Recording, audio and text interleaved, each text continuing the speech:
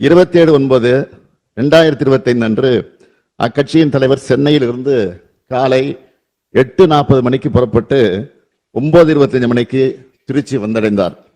அதன் பின்னர் நாமக்கல் நிகழ்ச்சியில் கலந்து கொண்ட பிறகு கரூருக்கு இரவு 7 மணிக்கு வந்துள்ளார். அதாவது அறிவிக்கப்பட்ட 12 மணி கடந்து 7 மணி நேரம் கழித்துதான் வந்தார். இந்த காலதாமதம் கூட்ட நெரிசலுக்கு முக்கிய காரணமாக அமைந்தது. இங்கே அனைத்து கட்சி சார்ந்தவர்களும் இருக்கிறீர்கள். உங்கள் அனைவருக்கும் தெரிந்த விஷயம்தான். கூட்ட ஏற்பாட்டாளர்கள் சில முக்கியமான ஏற்பாடுகளை செய்ய வேண்டும். அவை அன்றைய தினம் கரூரில் செய்யப்படவில்லை. காலை முதல் காத்திருந்த மக்களுக்கு போதிய குடிநீர் இல்லை. உணவு வழங்க எந்த விதமான ஏற்பாடுகளும் நிகழ்ச்சியை ஏற்பாடு செய்தவர்களால் செய்யப்படவில்லை.